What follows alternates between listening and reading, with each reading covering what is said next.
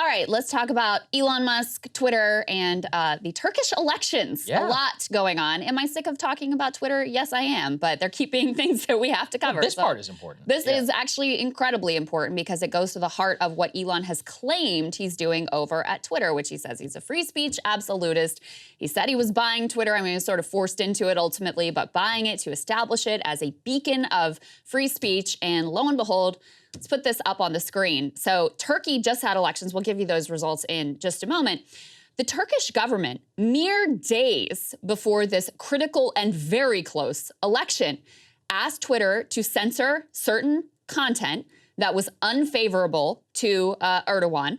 And Twitter just went ahead and complied. They say, in response to legal process and to ensure Twitter remains available to the people of Turkey, we've taken action to restrict access to some content in Turkey today. So that's all the information we got.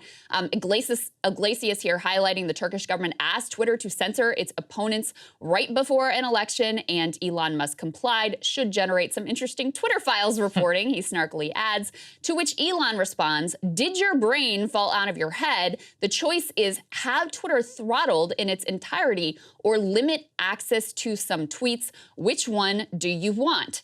Now, these choices are, I guess, difficult. You can either decide to go with the government censorship and do what the incumbent government wants, in effect, to impact the results of an election, something that Elon Musk and many others have been very critical of Twitter under Jack Dorsey, engaging with the U.S. government in particular, but other governments as well. Well, here Elon, who's supposed to be the beacon of free speech, just immediately caves and is extraordinarily defensive about it and doesn't even consider the possibility that, yeah, the principled thing to do would be, if that's really your choice, the principled thing would be to allow Twitter to be taken down rather than just cede to the government's wishes. Ken Roth, who we've had on the show, said, too clever by half, Elon Musk just gave away the store by making clear he prioritizes Twitter's presence in a country over the platform's free speech principles. He's invited endless censorship demands. To gain compliance, governments will just threaten to expel Twitter. So now they know what they have to do. They'll just say, hey, we'll cut Twitter off, and he will bend to their wishes.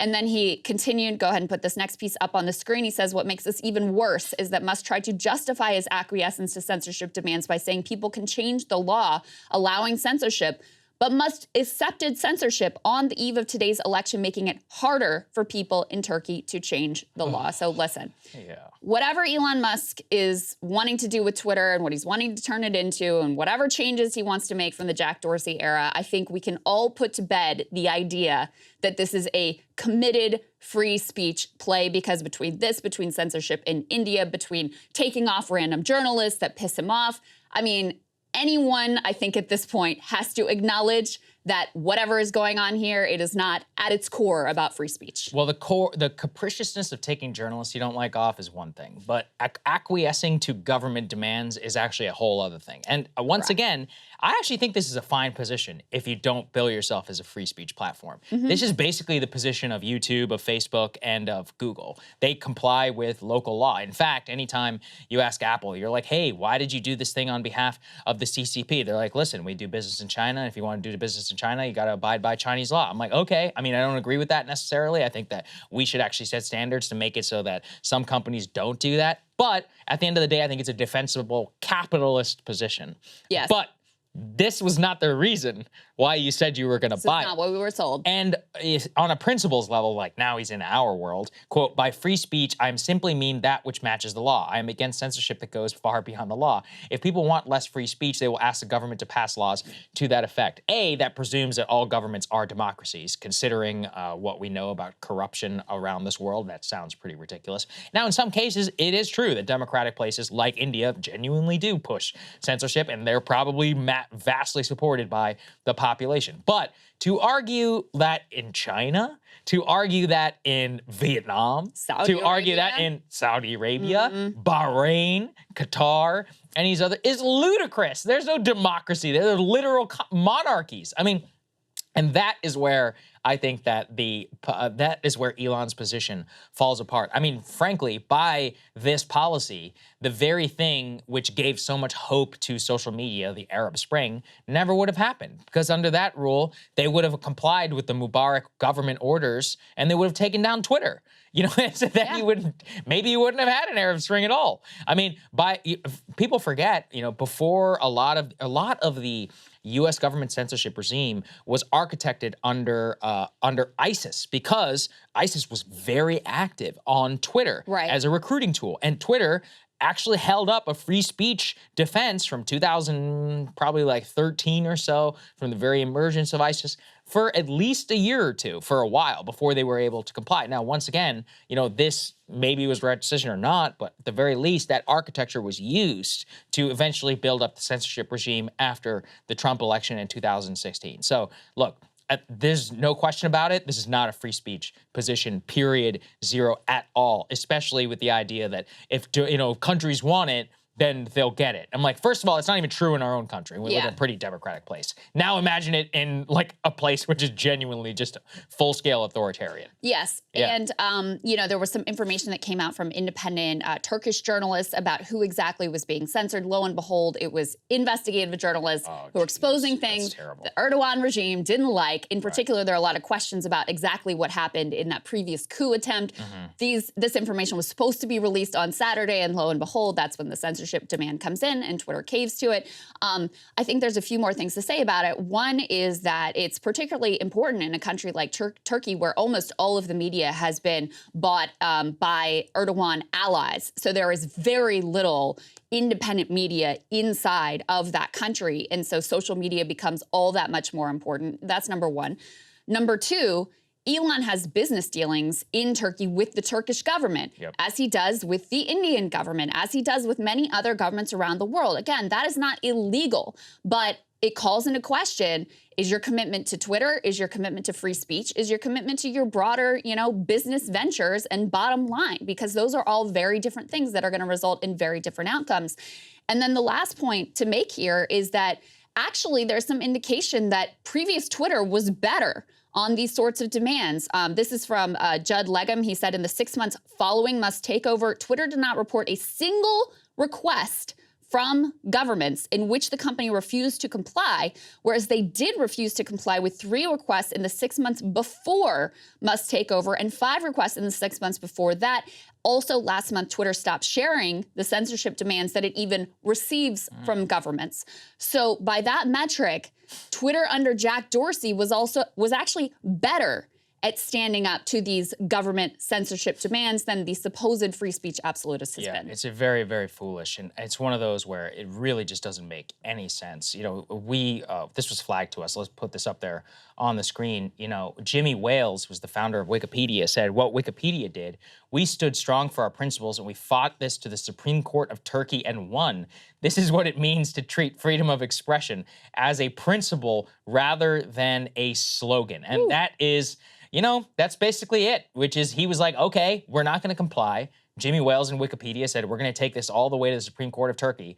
And they actually won, even in that country. So that proves that Elon could have fought this if he wanted to and basically just caved to the initial demand of the Erdogan regime. Maybe it honestly just came from confusion. He was like, oh, Erdogan is a dictator. We don't have any avenues, so we'll just go ahead and do what he wants. Whereas others, you know, just looked at their legal team and they're like, okay, well, actually we have some level of challenge here. And if we don't win, then we'll see what happens and we can make a decision. But at least challenge the order, especially in the middle of a goddamn election when it probably matters the most. Yeah, and some of these government threats of like, oh, we're going to take the whole platform down if you don't comply, don't come to fruition, number one. In the case of Wikipedia, it did, though. Apparently, Wikipedia was down in Turkey for years while this was being resolved, but they were committed to the principle. And since they fought it, guess what? Other governments are going to be less likely to come to them with these demands because they know that they're not going to just instantly cave when you say, oh, I'll take down your platform. They know they're not going to just instantly cave and acquiesce. As we've mentioned a few times, the reason this was so important right in this moment is because Turkey is in the midst of a hotly contested re-election fight for Erdogan. We do have some results here. Let's put this up on the screen from Reuters. That election is so close that it is actually headed now to a runoff. Neither of the candidates were able to achieve the 50% that would be needed in order to avoid a runoff. Now, Erdogan did outperform somewhat the polls. He has about a 5-point lead over his opponent, whose name I am sadly not even going to attempt to pronounce. But the reason that Erdogan was apparently in trouble here is because the economy has been trash. They've had up to 80% inflation, so devastating levels of inflation. And then they also had that horrific, tragic earthquake.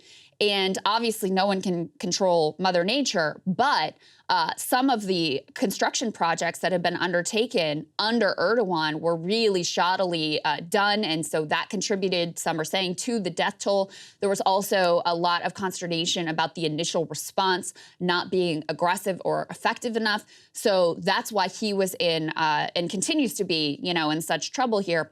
There was a third candidate in this race. Of course, he'll be out now for the runoff. So they'll be head to head. Who that person who got like 5% of the vote, who they endorse, is going to ultimately be very critical.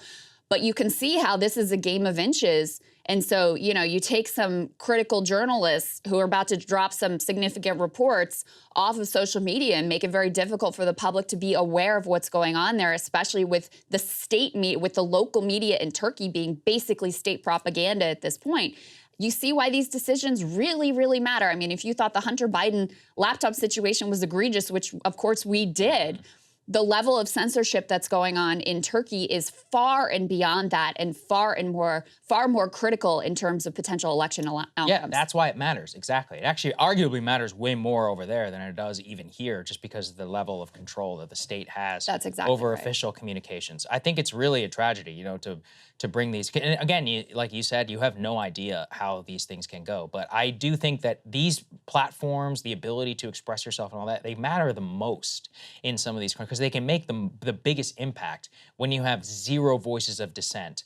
And that's part of why these governments are so obsessed with policing them at all times. Hey guys, ready or not, 2024 is fully upon us now, and Soccer and I have been brainstorming ways that we can really up our game for this critical election. Yeah, we rely on our premium subs to expand our coverage, to add staff, to upgrade the studio. We just want to give you the best independent coverage of this election, which is possible. So if you can help us out, become a premium subscriber today, breakingpoints.com, or the link is down here in the description video. It really means the world to us, and if you like what we're all about, this is the best possible way to keep us 100% independent, working only for you.